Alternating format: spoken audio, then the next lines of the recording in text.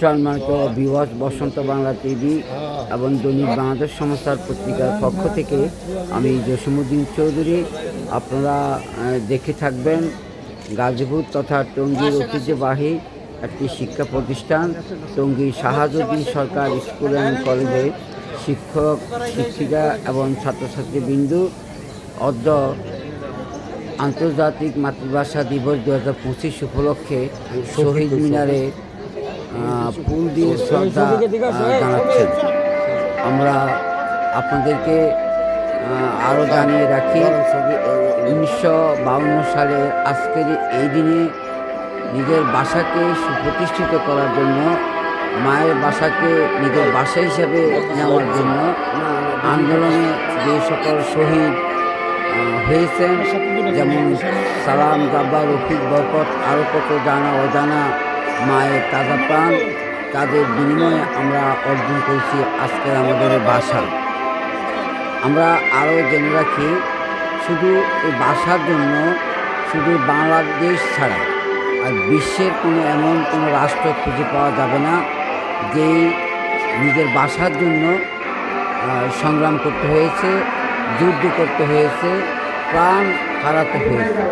সুতরাং আমরা জানি, শুধু এই বাঙালি জাতি, এই বীরের জাতি তাদের নিজের ভাষাকে সুপ্রতিষ্ঠিত করার জন্য, নিজের ভাষাকে মায়ের ভাষা হিসেবে রূপান্তর করার জন্য 1952 সালের 21শে ফেব্রুয়ারি সংগ্রাম করে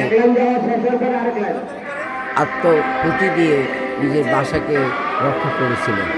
আজকে সেই আন্তর্জাতিক মাতৃভাষা দিবস উদযাপন করতে যাচ্ছে টঙ্গী শাহাবুদ্দিন সরকার স্কুল অ্যান্ড কলেজের পরিবারবর্গ।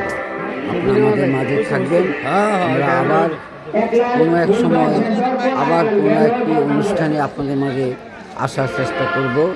আমি জসিমউদ্দিন চৌধুরী, বসন্ত বাংলা টিভি এবং দৈনিক বাংলাদেশ সমাচার পত্রিকা, টঙ্গী, গাজীপুর।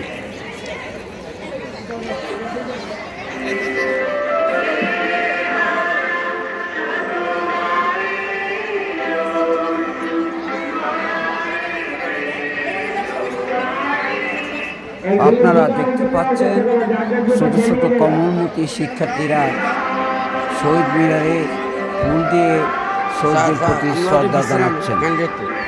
একটু পিছিয়ে নামেন।